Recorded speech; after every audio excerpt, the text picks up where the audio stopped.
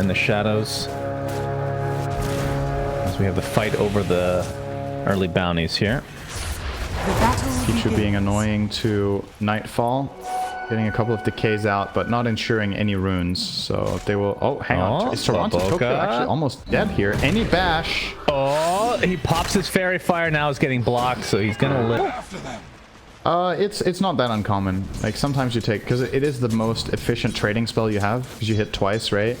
But I think in this lane, it's going to be difficult to make that much use of it.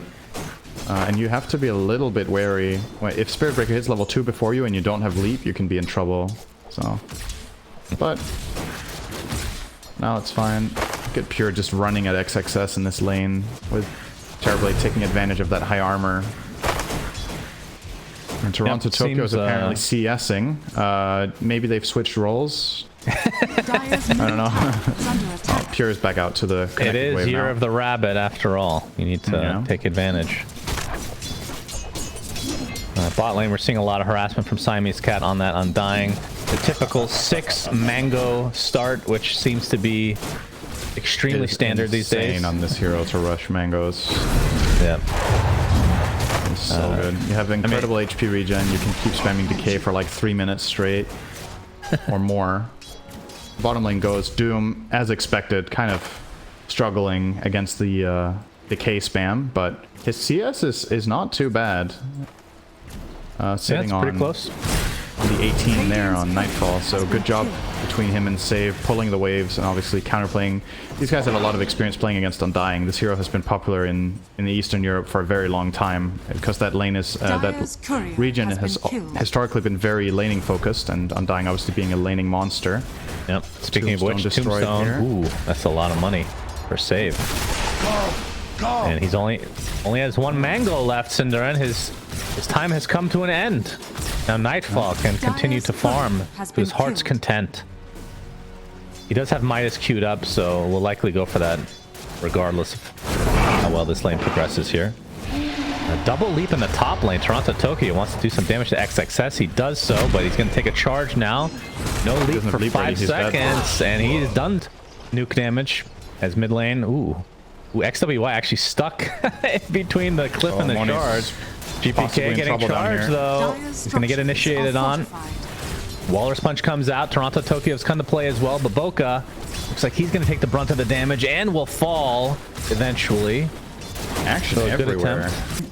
Actually, I think that has happened in the past, not too long ago, that Storms would get Kai on something else. Oh, he's... Oh my god. He doesn't even have TP ready, but I think Nightfall is expecting him to have TP'd. Alright, now we got a Blink Dagger on Nightfall, so he desperately needs to find this Centaur. Where is the Centaur, syndereN? It doesn't exist currently. The Wolf is also really good for Terrorblade, though. Of ASTER right now. Is under attack. Yeah, they don't have a ward there, though. Let's smoke to their triangle in case there's a Centaur, he's saying. That's what I would say. Is GPK getting initiated? Already at half HP. Tombstone's down. Nice telekinesis, buying a little bit of time for GPK, but he gets Nether struck back into the fray. XXS looks like he's going to drop first. There's the Doom going off onto the Storm Spirit. Can they get the deny this time? Nope. Fade Bolt is there from Save, so it's a 2-for-1. All cores dying. Talk about a value Glimmer Cape there. Save. Delaying that kill on Tusk so long that all of the rotations could come in. He would have taken that trade every single time. Moonlight Shadow a bit late, but they had vision anyway. Oh, that's a courier. Dire's courier has been killed. Radiant's middle tower. The Centaur creeps are being killed by XWY. Oh no. Oh no. Well, they killed XXS. The fact that this tier 1 tower is virtually untouched. 25-minute mark. Radiant's top tower is under attack. Dire's middle tower. They want to try to get an actual aggressive smoke here, but Pure's going to get charged for the time being.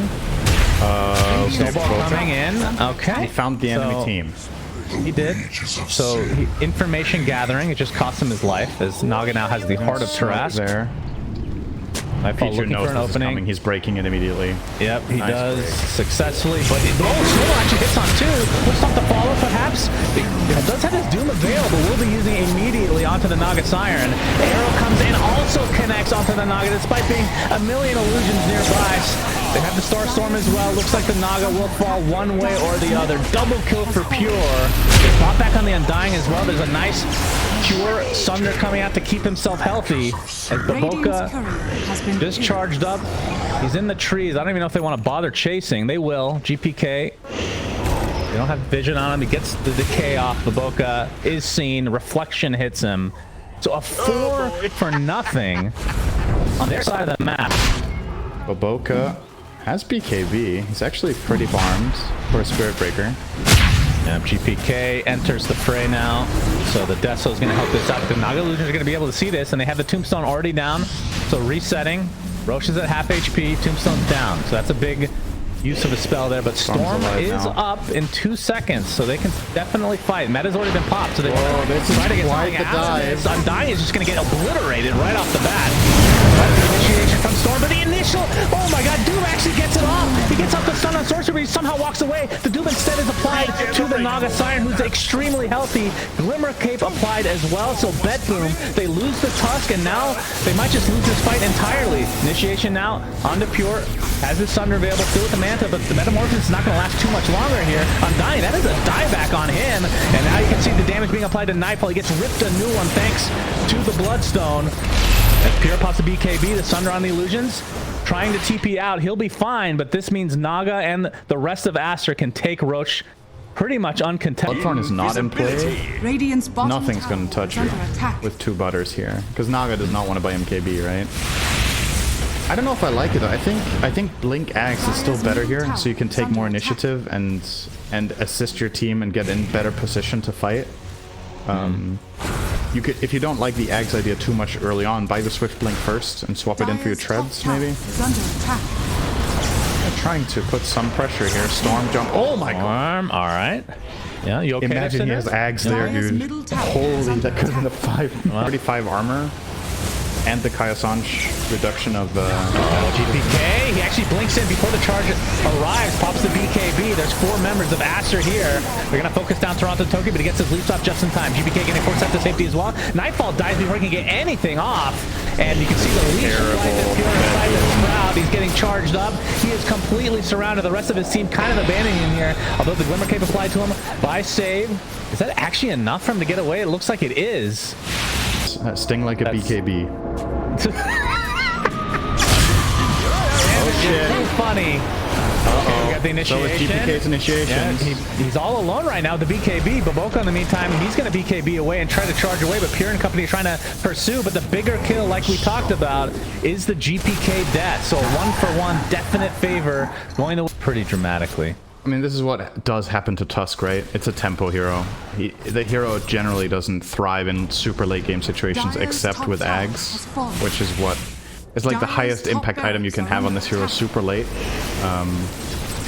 But I don't mind his thought process of going this damage, but it didn't work out. Oh, Nightfall. Right? Nightfall's in. Doom #1. He has Refresher as well. XXS is going to die despite the song being used. Meta BKB. Only a little bit of damage onto Monet.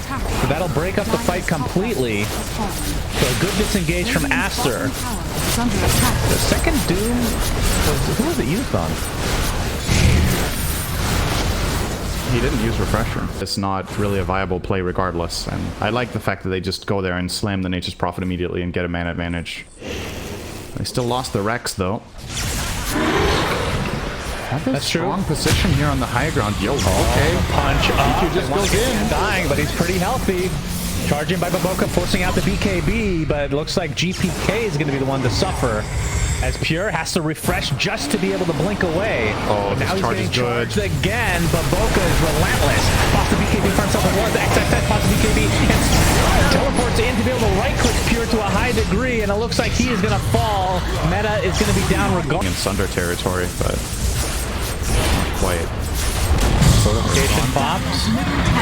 Tower #1 is down. Oh, Electric Vortex on Toronto, Tokyo, but the stun up immediately onto XWY. He's actually getting stun left again. That's just the Aegis, though. Still had some time left. Naga Siren pops the ult. Be able to reset.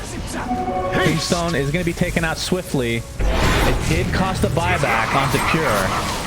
So a good trade again for Aster. How do you inventory manage now as Terrorblade? He currently has the refresher instead of the BKB. Surely that can't be right.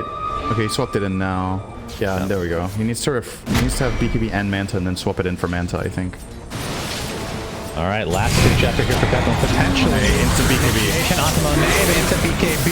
XWY, creating a little bit of space here. Meta's already popped her Pure. So you can see the Doom is applied to the Naga Siren, who's taking a ridiculous amount of damage. It looks like they'll finally get this kill that they've been looking for so long. Terror Wave comes out as well, but now that's the buyback onto the Naga Siren. Should be back very shortly, especially considering they have outpost control. Another Doom applied. This time it's... Oh, the Sunder actually helping out as Baboka takes a tumble. He's at the buyback. He doesn't have it, though. A beautiful kill now onto XWY. So BetBoom real on BetBoom's side. But Roche won't be up for another minute.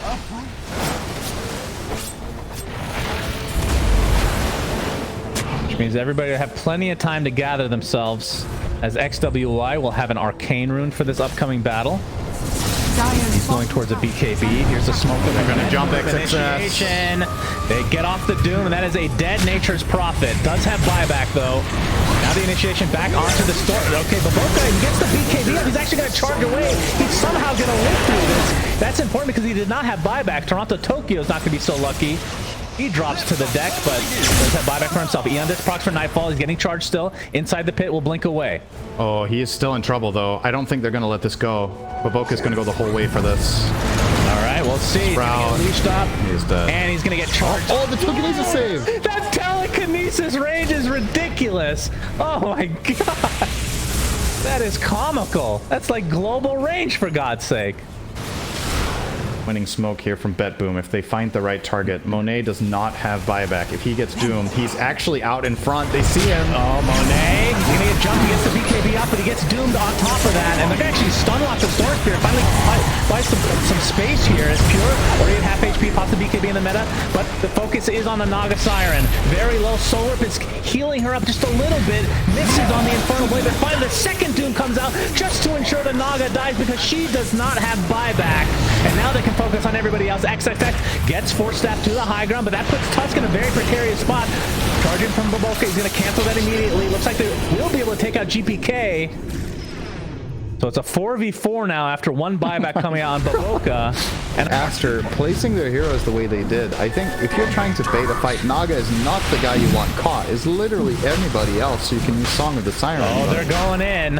Okay, Timmy's got. Arrow's not going to hit. Gets telekinesed. He's already at half health.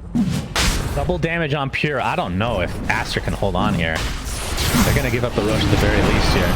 But yeah. They're going to be able to get the Ags, the Aegis, items even matter pressure shard. I don't know. I guess the Aegis on Terrorblade is pretty value. Point just doesn't matter. But Roshan... Everybody has buyback. Roshan could be impactful. This to me feels like a true 50-50. The game says it's 2-1 for Radiant with predictions. It's just... I have no way of quantifying that. It's late game, okay? Smoke's breaking. Initiation. Nightfall gets off the Doom. It's on top of the Nature's Prophet. He is dead. And Storm dies as well on the backside. You can see the AoE Doom doing work here. Both heroes have buyback for ASTER. Holy shit, it's Diablo 4. I don't know if they actually care about the Roche that much, but I feel like they're going to have to buy back at some point because this push is coming.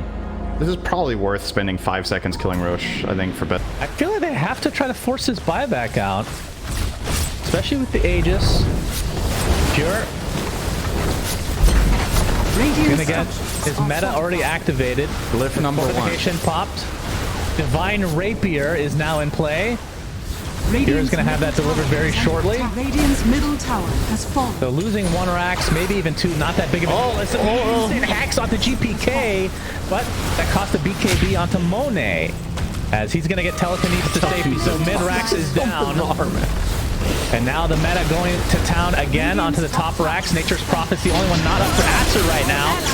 Zipping by XWY. Oh, the Doom. Again, the Aghanim's Doom applied again. This time, trying to get into range with the Naga Siren's going to get punched into the air. The refreshers are there as well. Naga Siren's getting really low. 100 seconds, and then does buy back into the game. But look at the amount of control that they have. GPK is doing so much work.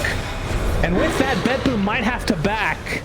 The terror wave so many disengage. cooldowns. That's how they get Everybody has buyback except for Naga. All right, the jump in, the kick out, Undying instantly deleted. Does buyback, of course. XWY jumps in. We see the triple arrows come out from a position 5 Toronto Tokyo, for God's sake. Undying gets forced after safety. Another potential reset here for BetBoom. So now ASTER without 2 buybacks. Okay. But it's still a 5v5. All right, so now, according to Dota Plus, That's an 8,000 buyback. it's pretty expensive. Yeah. I mean, so there was a time, if you're new to Dota, when buyback did not have a cooldown. Oh, God, and we had games where terrible. teams defending on Storm Spirit with 3 or 4 buybacks and just zipping back into the fight over and over. If it was this patch with this Terrorblade and this Storm, I don't know how the game would actually end.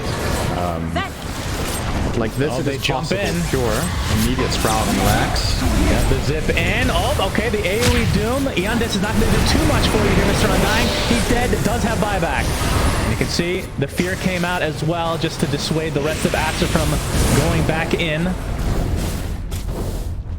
Nightfall has not used his refresher quite yet. Song of the Siren. Okay. We actually want to set this up. BKB for once? Getting a little bit overwhelmed with these neutral items, but of course his is passive, so there's not really any excuse. Pops a refresher. He wanted to use refresher regardless, I guess, so that... All right. Yep. Makes a lot of sense. Fortification popped. Arrow connected on the Nature's Prophet. Don't give a shit. Okay? I talked to their coach. They ordered food an hour ago. They are ready. It's time. The delivery has arrived, BetBoom. It is time. Oh, they have the vision. GPK gets off the wall, but she kicks him away as well. Undying is going to be dead the first time, and that's a reincarnation. AoE Doom now onto the Storm Spirit's meal to get away thanks to the Song of the Siren. We have the BKB's pop galore. Undying gets Walrus Punch. He's going to die for the first time. Now he can buy back into the game. Looks like Doom is going to be the first to die on the side of BetBoom. Does have buyback available. Actually just walks away. It's plain and simple. Be able to blink away for the zip in. That's a lot of mana expended by XWY. He's going to get Infernal Blade in the set. He's very low on mana as well. Cycle continue right click. We have the Sprout coming in. Looks like XX is enough to be able to... I can't even speak this time, for God's sake, syndereN. Rubik, be able to telekinesis himself. He is going to be fine for the time being, but 2 dead. That's a buyback down to the Source River. The Nature's Prophet does not have a buyback this time. Monet trying to go ham, but he is completely surrounded. But he's able to never... He gets the second one! Holy shit, but that's not a lot of damage to follow it up with. Sunder now on to the fucking Undying to try to walk away the end of this posture because that's what's short allowing him to do that. Starts to get the punch in there. That's 3 dead for ASTER. That might be it.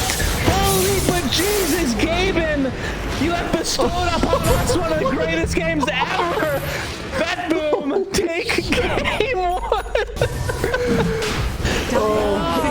Dude, there were literally like 6 heroes just stunned. Rubik gets a 3-man vortex, then Storm gets a 3-man vortex, into refresher 3-man vortex, and